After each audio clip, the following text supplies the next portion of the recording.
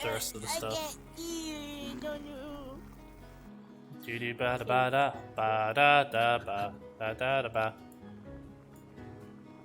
Why is OBS so difficult? I think that should be okay. Not gonna lie. I can always just make the audio louder in Premiere Pro.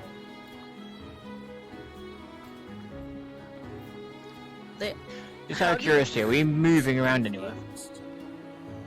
What's wrong, Kiwi? Dragon. What? Are we going to be moving anywhere else, or is it all going to be based here? I'm gonna try my best to just stay here and try not to touch my controllers too much, because I will literally punt a hole through my monitor.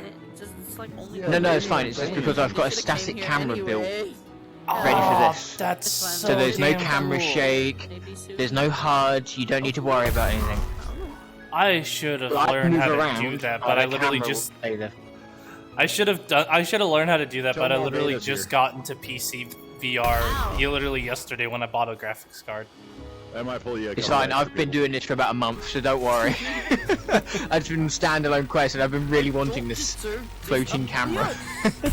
I mean, it works because it's gonna be a little bit weird, because more than likely it's gonna be like this sometimes, because I can actually see my my outline for this, so I keep on track, because I could go on for 2 hours straight, but literally what I'm gonna be covering is gonna be nothing close to that. It's just basics, as I can get this to be.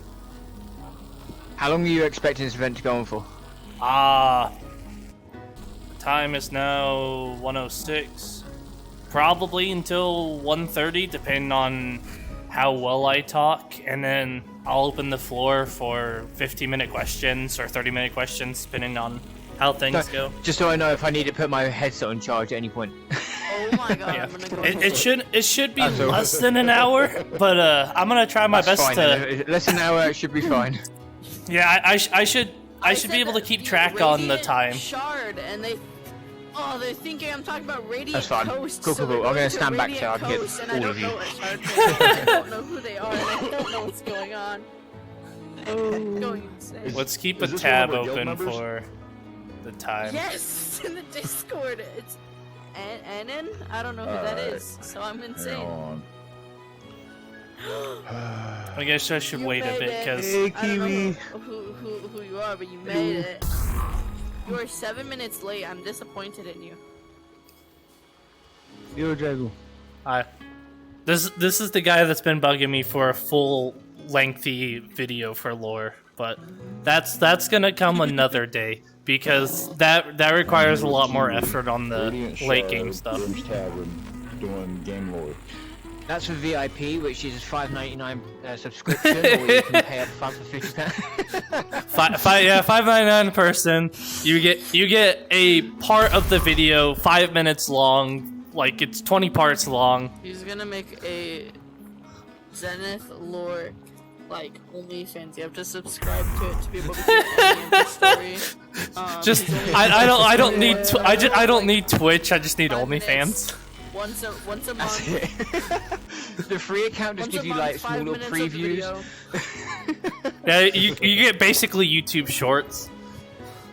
That's it. Please, let me be at the right place. I have a feeling someone just found the right place. Finally! Oh my god. You found it! No, and The person I mean, shoot me in the freaking head, man! Oh, Radiant! Oh, First you Radiant thought it color was- must be Alright, I guess I can give it 2 more minutes or so. Jeez. Oh, man. Thanks for getting me here and babysitting me. I do appreciate the patience. It's okay, the majority of people don't even know this exists. Oh, I like to come here and look Why around are you at times. ghosting? I knew Oh, where we it got was. Nova. It's just I didn't know which server. Thank you. So now, what is I this said that it we're doing? different times. Lore talk. What Talk is about this? lore of the game. Yeah, what are it's we like doing? the story. Dragon is this It's about the story of the too game. annoying. I can take this away if it's take it away. It's like a Oh, I touchstone. can't hear it from here, but Story. Okay. maybe I'll pick it up in OBS, but at the moment I can't hear it, so I'm not worried Like I about say, it. mine's picking it up. The bubbling noise anyway. Yeah. I'll say standing here should be okay it's to be able to been a while. hear people. Yeah, I know. I've been taking a wild break. At least according to OBS, the testing wise sounds good. A lot of people have. Yeah, we'll do There's that. another one. Yeah. Hello. Your Galaxy, like, makes I'm sure you're my Frost. friend now automatically. But yeah, but you have Galaxy. Oh, I'm gonna I have test Galaxy. Discord real quick. That makes you my friend Kiwi automatically. Galaxy, hell yes. Okay, Okay. you need to go on your PlayStation settings and turn down your mic a little bit, because that was so loud right in my ears. That scared me. I can't do that, it's built in. Alright, so That sounds fine to me. PSVR, you have a settings to turn it down. it is now yeah, that's 1:10. If I wait any longer, this event's probably gonna last There's longer like a- than an hour. Jesus. So I'm just gonna get started. At the moment, I'll let you guys just keep your mics on. But I'm just gonna run down through 3 different topics because this is just gonna be basics. I'm not going to go into details that I have hidden from public still. So I'm just gonna be covering stuff that a lot of people don't know about. The first thing is the fracture. A lot of people have no idea what the fracture even is because the game does kind of a bad job at telling it. But if you dig deep enough, like I unfortunately have, it makes a lot of sense. The second person I'm going to be talking about, hang on, gotta check my notes, is Sidion. Sidion is a person that you won't really hear about except in a few different quests and in also certain touchstones. So if you've ever been out in the world and you see those basically triangle-shaped objects and you put your hand to it and it does the text dialogue, that's basically what we call a touchstone, and they just give the lore of the game. We have entire touchstones dedicated to just Sidion, who was before the fracture, and we have touchstones dedicated to everything after the fracture, so during our time. So there's like Mika, Lyra, Amara, Finch, Prim, just like the main quest-giving NPCs have some type of touchstone. And then the last person I'll be talking about is Lyra, who, one, I don't know if I'm butchering that name or not, but I'm just going to call it Lyra for now. But she's basically our main story's villain that a lot of people don't know about because everyone just accepts the quests and then continues on. But she's actually kind of an interesting villain per se, and you may or may not feel sorry for her when you learn enough information. So, I guess for the first thing is let's get started with what the fracture is. Let me just put my controllers down because this is going to get busy.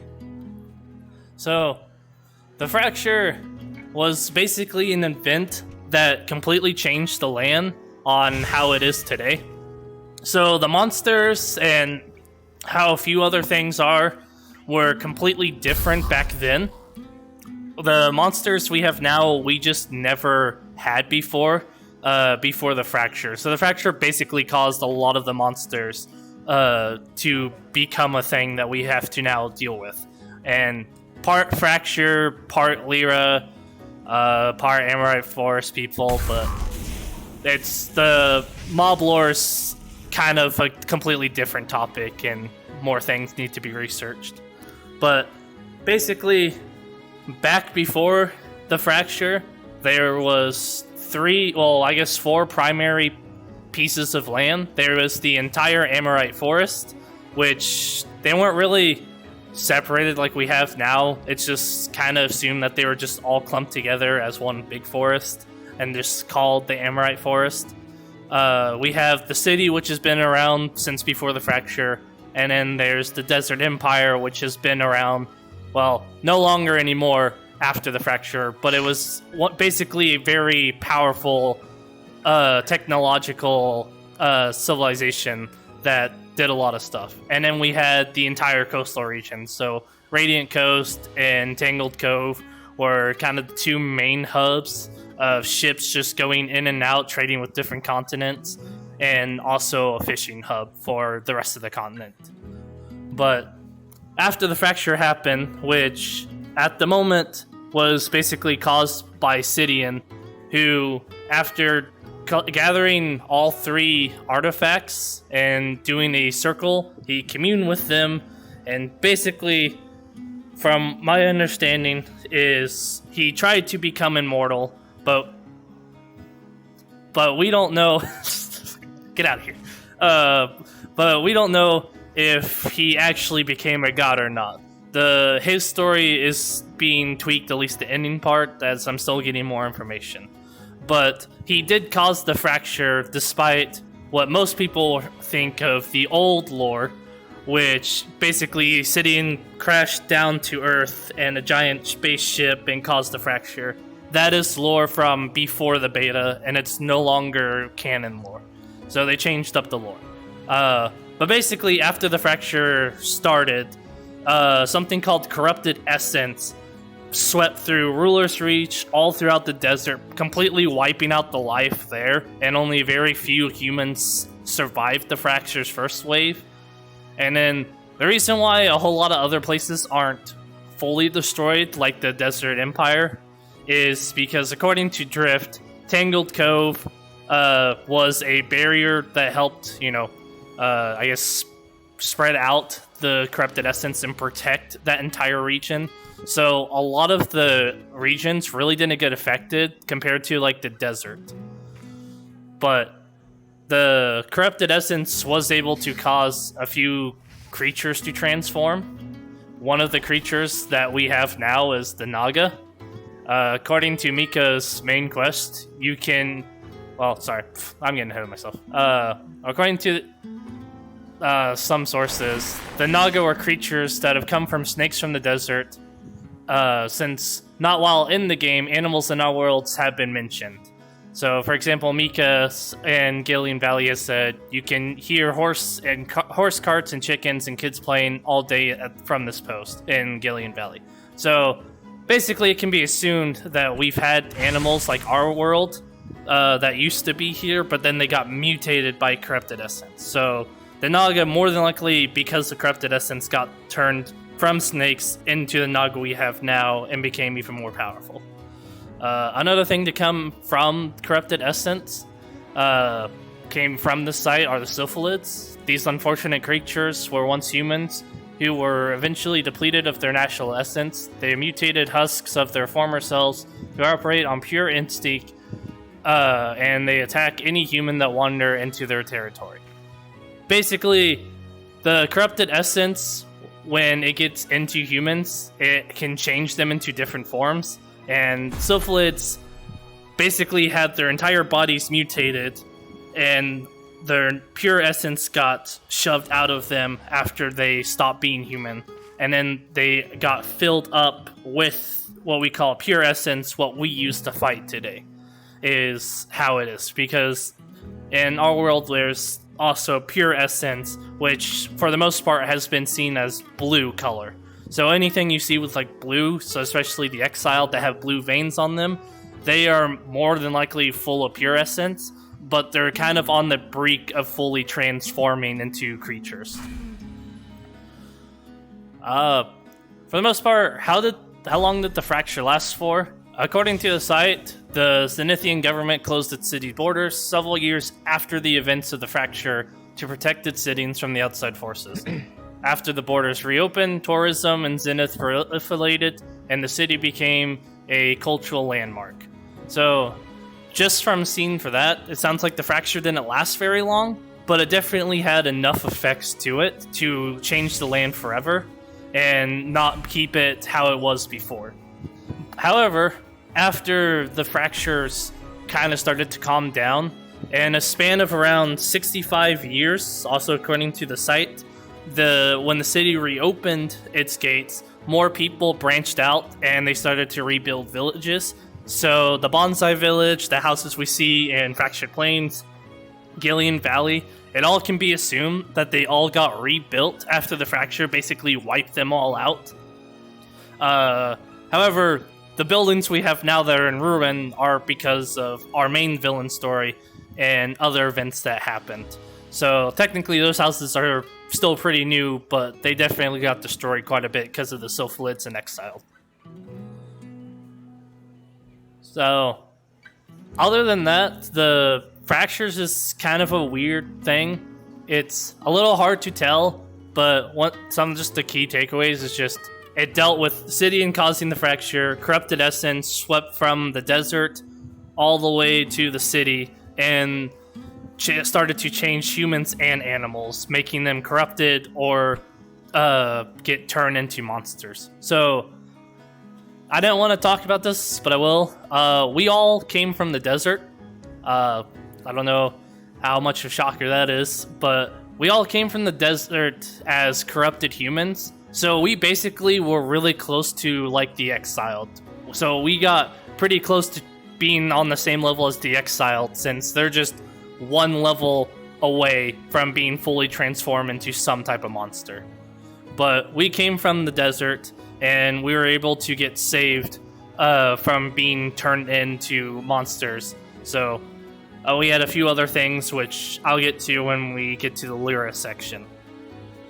But now for the next part, how did the fracture really happen, and then what happened before the fracture? So, before the fracture, we just had a guy called Sidion, and Sidion was just a normal farmer that farmed in Fractured Plains and Gillian Valleys. And since they didn't have to deal with the monsters we have today, the only things that they worried about are normal wolves and then thieves that took over and started attacking the villages.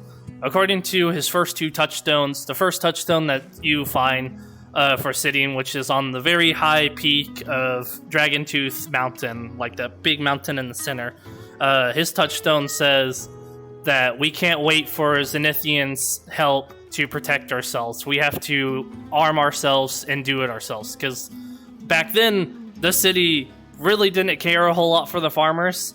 So Sidion decided, screw it, I'm gonna become my own ruler or warrior and decide to help defend off the farmers.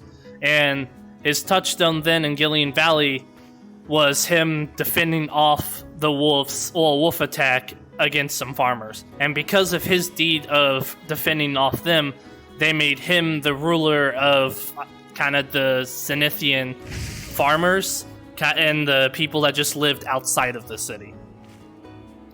And without going into a bunch of detail, because I've done a whole summary on Sidion, I'm going to go through the three key things for Sidion. As he went on in life, he found the three different artifacts that we have to go through, which is basically what the overworld dungeons are. So the Reliquary and Obsidian Fortress, the Seething Depths, and then the one in the Emerald Desert overworld. And all three of those housed the artifacts. Though the first artifact that Sidion came across after talking with a few of the Amorite people is what we call the Mine Artifact. And basically, the Mine Artifact that we have, which is the one that looks like a radio, it doesn't really show.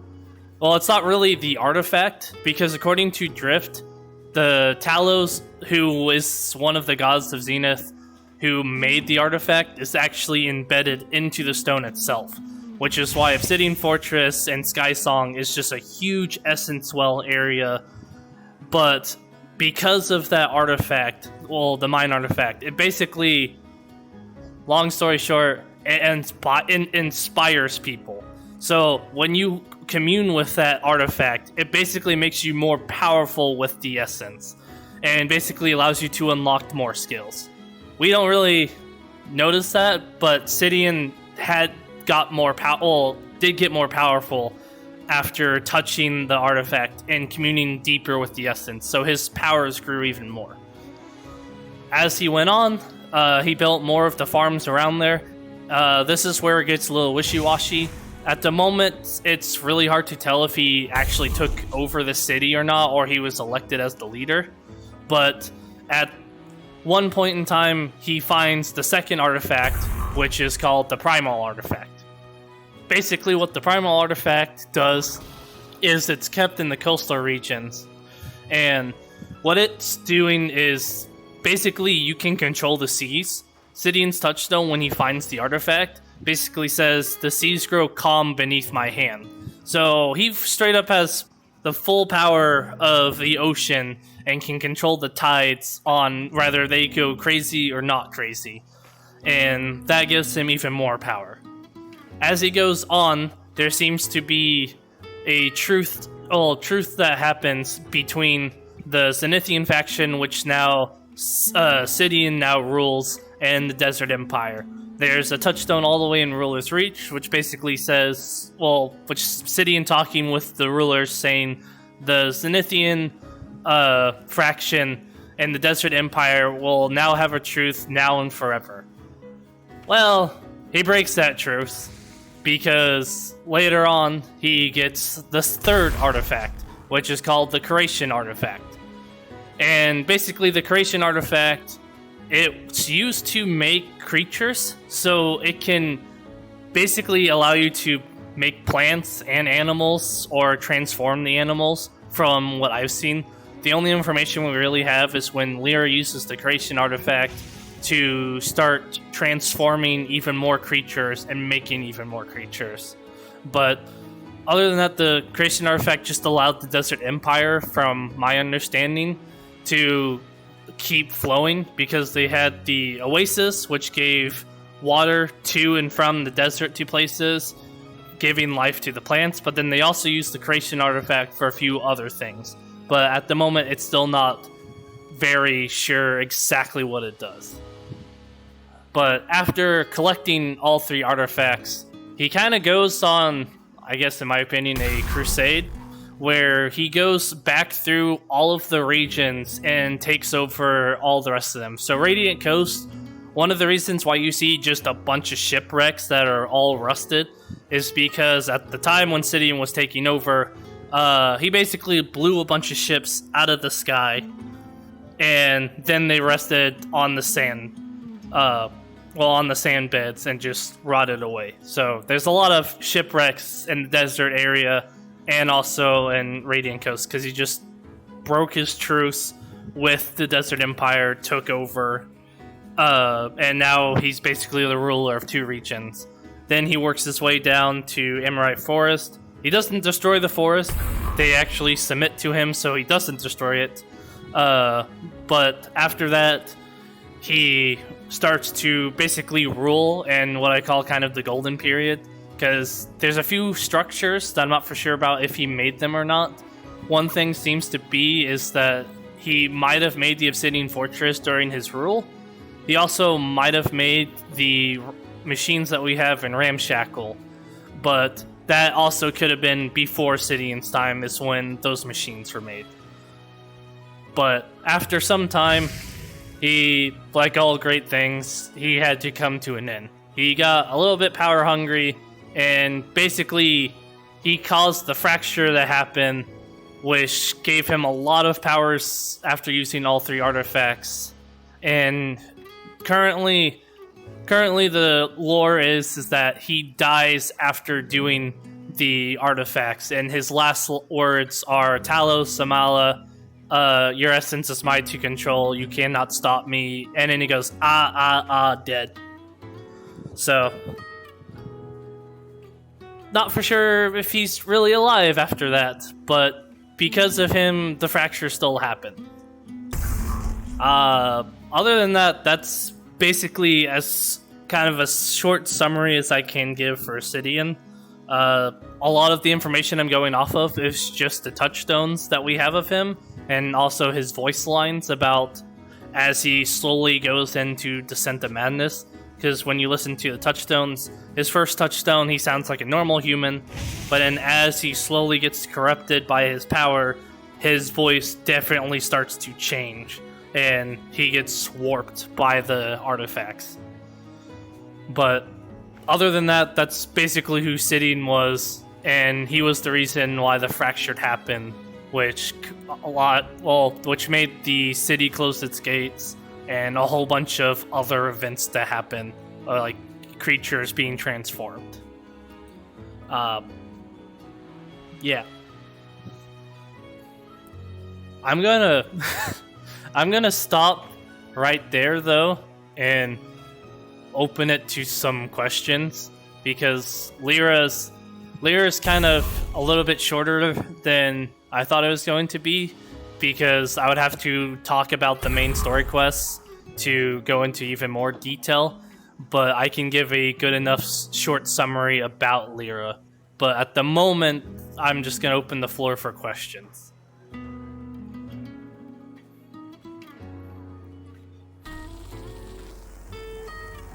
Don't forget to unmute your headsets. Oh, yeah. You can unmute now. That was a great lore. It was good, but it was just so much, like, I couldn't keep up. Yeah. Great history. Are you gonna be giving this speech again? It sounds like it's right. You know. I mean, I'm gonna be doing a full video on like more detailed of the entire lore.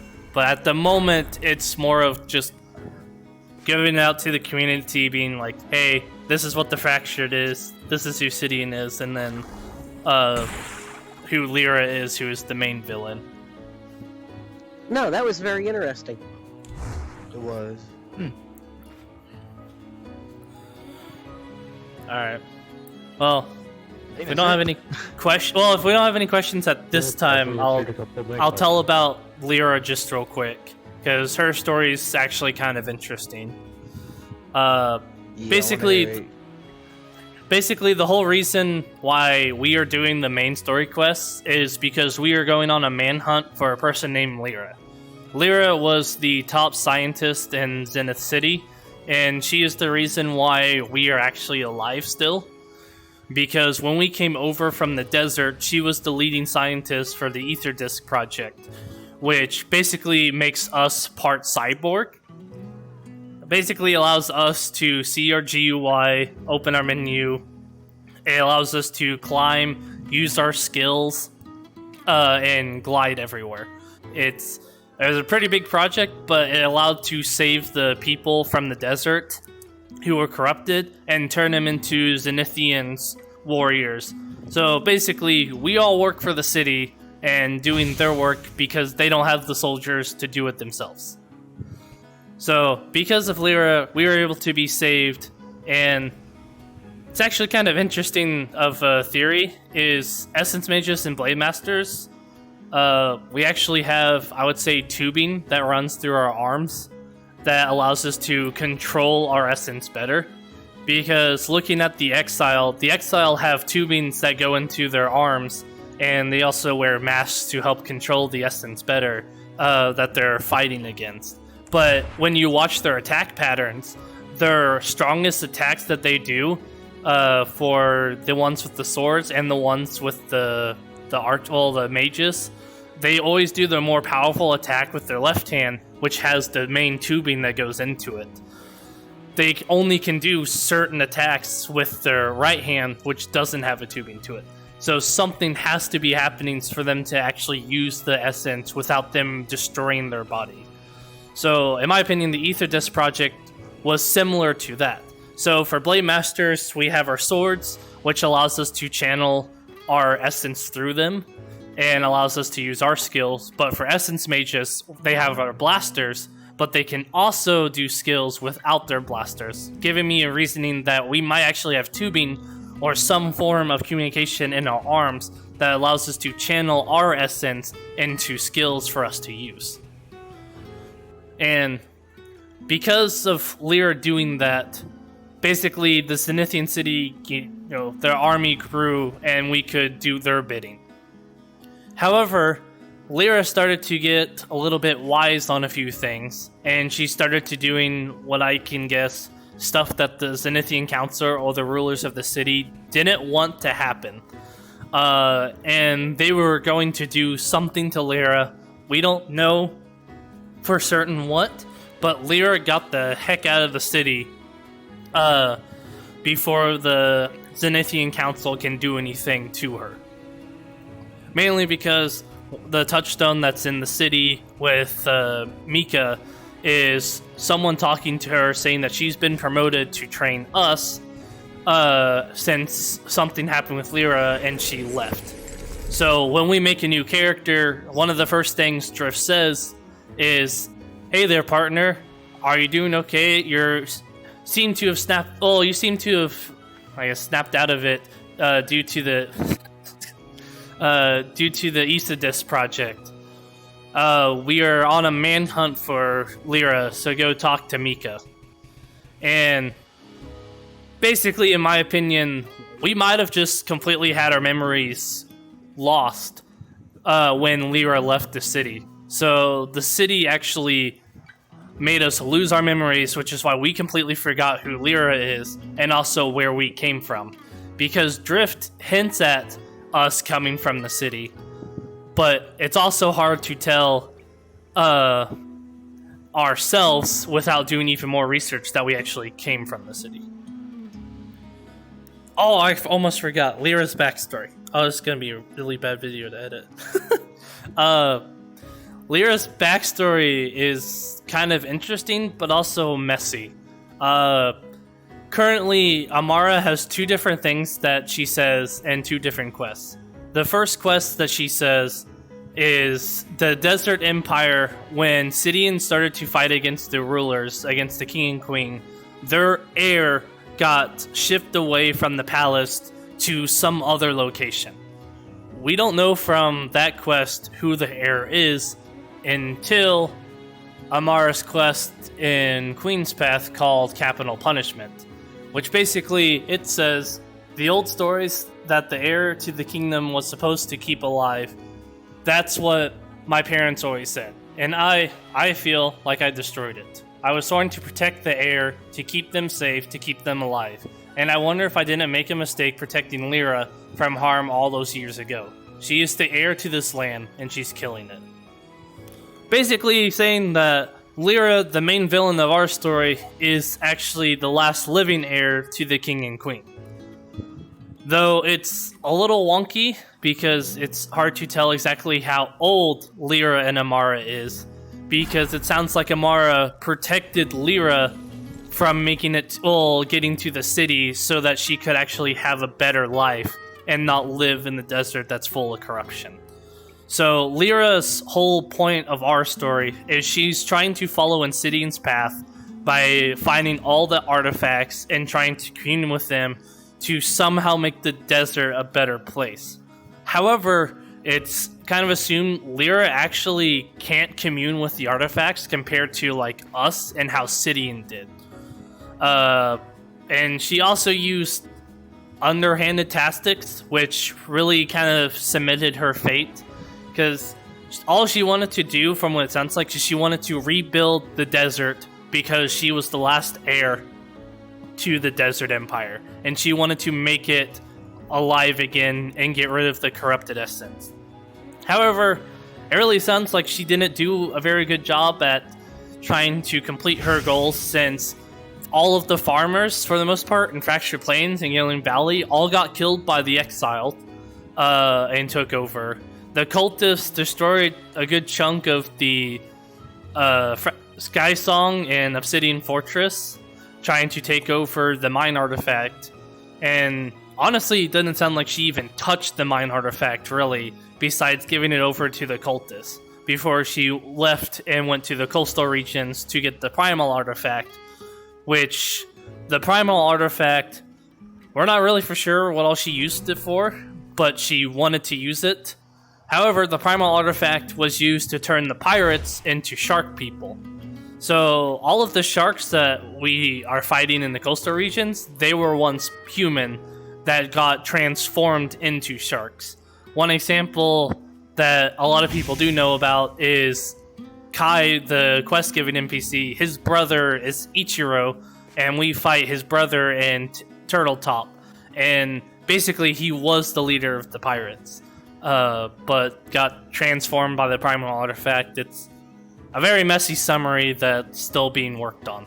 And then eventually she worked her way to the desert where she got the creation artifact, but not before going to Ramshackle, retrofitting the machines to be able to make corrupted monsters, which she then used to go into the desert more, from my understanding, along with using the creation artifact for a few other things. The game doesn't give a good enough examples on what she uses the creation artifact for. We mainly understand that she took the ward key after locking the artifact away in the mausoleum in the desert and broke it and scattered it to the desert sands that we have to find later and rebuild. And then after that, we just don't know what happened to Lyra. One current theory is kind of really dark, is judging by Lyra's last touchstone in Ruler's Reach, due to her not being able to resurrect the desert and follow into Sidion's footsteps like we were able to, it almost seemed like she just kind of jumped off the cliff and killed herself, judging by where her touchstone is. But at the moment, we just don't know what happened to Lyra, and same thing happened with Sidion. But we know Sidion has been dead though for a really long time. But other than that, it's 1:40, so doing pretty good on time. You now can all unmute and ask some questions. I know it was a lot. I tried to summarize this the best I could, but if I was to make it more clear, we would be here for another hour, because Sidion and the Fracture would take an entire hour to just talk about. So, if any of you guys have any questions about what I talked about or the game in general, I'm open for it. Just this event was just to talk about the basics of the game. Well, the game's lore.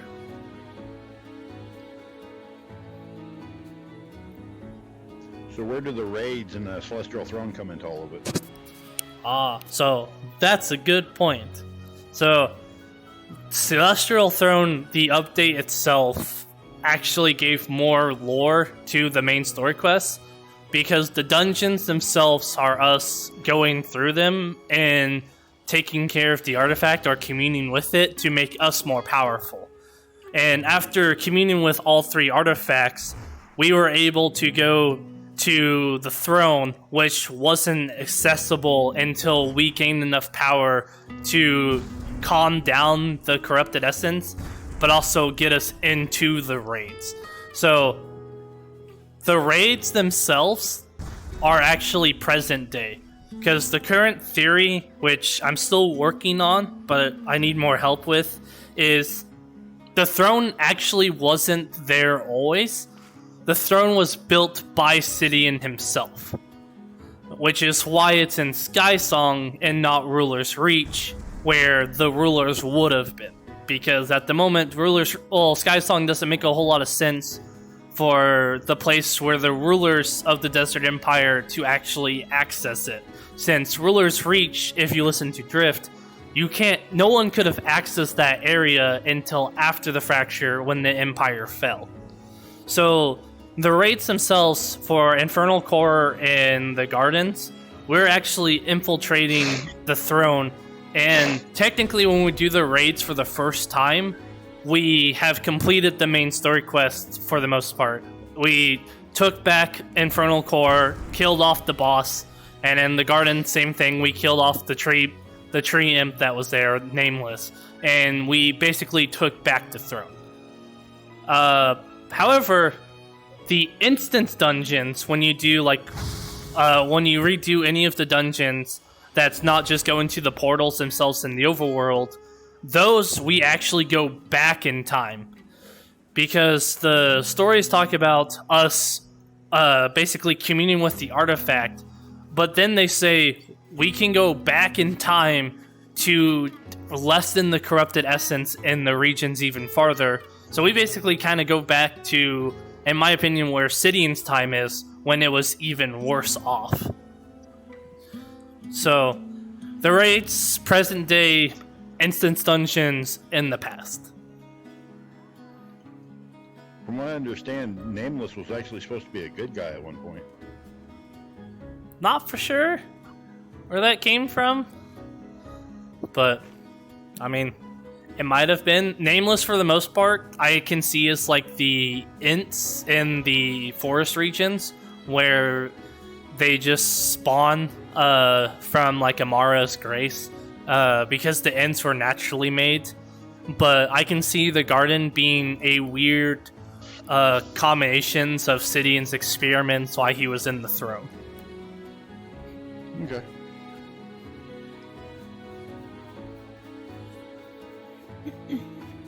Anyone else? What parts? Yeah, what parts of the lore have actually changed since the game first started? I was hoping to have the actual text dialogue up, but I couldn't find it in time.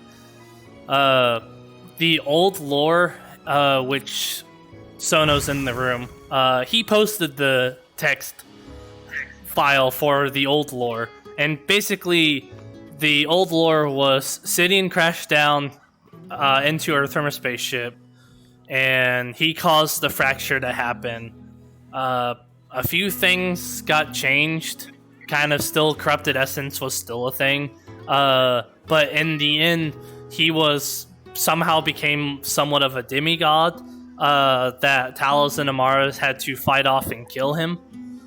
And then from my understanding, they scrapped that idea and they switched to Sidion being a farmer and then, becoming his own thing and rising the power is the only lore that I know of that has been changed.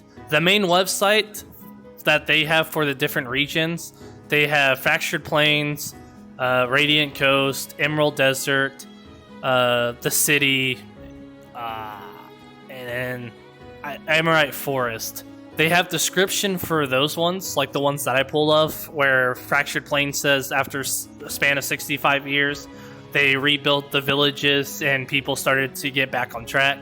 And then the city says several years after the fracture, the gates were closed for the city. But other than that, it's kind of hard to tell if the lore has been changed a lot since before beta.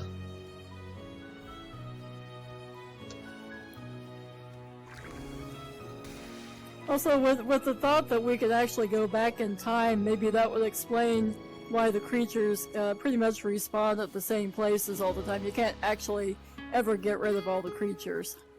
They come back. Does that kind of make sense? Yeah. It's almost like a time loop. Also, a current theory that I have is one of the reasons why I've always hated the raids with lore when it came out was the surveyor basically said Sidion has taken over the throne and we need to stop him. However, Sidion's been dead, at least according to every single other quest that mentions him, for a really long time. So, one of two things could have happened. One, he grown so much power with the essence that he just kept staying around this continent area and was still able to influence things.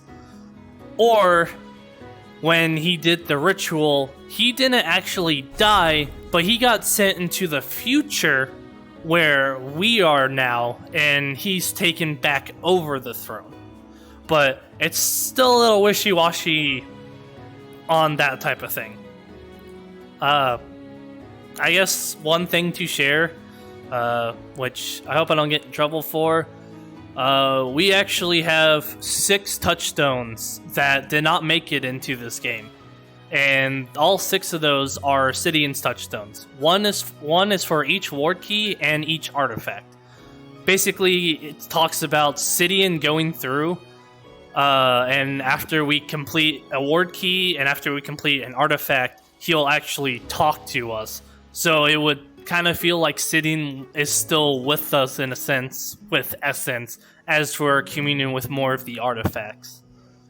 However, those got left out of the game, so I can't exactly use it as canon lore, but it's actually something fun to think about.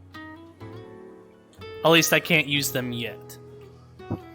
Do you mean the artifacts as in the spectrum analyzers? Yeah. So Okay. the first one is the mine artifact, which is called an analyzer, but that's basically just allows you to commune with the essence wells that are in that region more, which gives you what they call inspiration according to Prim. And then the other one's, the primal artifact, which looks like the triangle with the heart in it, and then the creation artifact, which has the tiger eye in the center.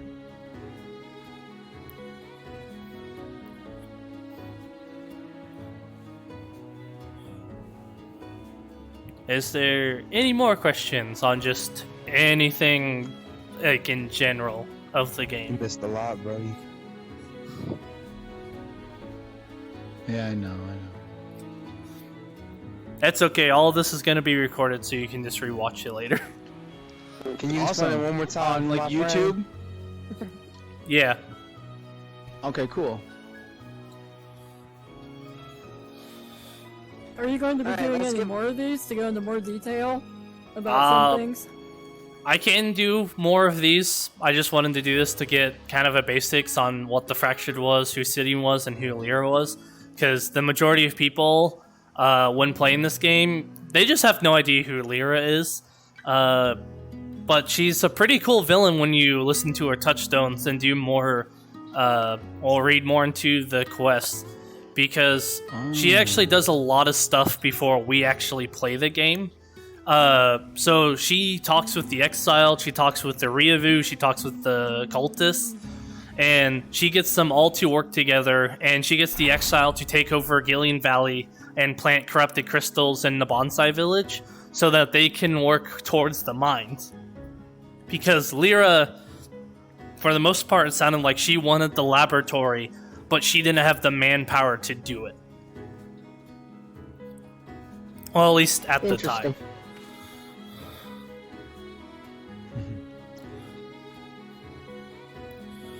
But if there's not kind of any other more intermediate So- questions, Like I missed a lot. So Lyra is the one in the city. They have the touchstone right by the circle center, before, like, where you talk to the first Mika. There's a Yeah, the one touchstone that's on up the second balcony. balcony. Yep. So she's the one that was doing the ether dust project and like doing experimentations on people. yeah. So she's Okay, the cool. person who led the Ether Disc project. Okay. So because of her, we're still alive, or we would have been turned into basically either the Exiled or even worse. Sylphids. Ugh. Yeah. Which does remind me, one thing I can talk about is there's not a whole lot of creatures that we know of without really just kind of thinking about it. Banshees are an interesting one. They're not actually made from humans that are still alive. From the most part, it seems that the Banshees were made after people died. So, for example, in Fractured Plane, well, not Fractured Plane, and the Banshees, ooh, god, lagging. In Obsidian Fortress, we had the Banshees there, but all of those Banshees were once miners for the quarry, and when the cultists took over, they killed them. But because they were so close to mix of corrupted essence, their spirits themselves got transformed into Banshees, so they stayed alive. So in a way, you could say they had their souls siphoned. Yeah. Or their soul just got fully corrupted. I think they're called soul siphoners. I think. Okay.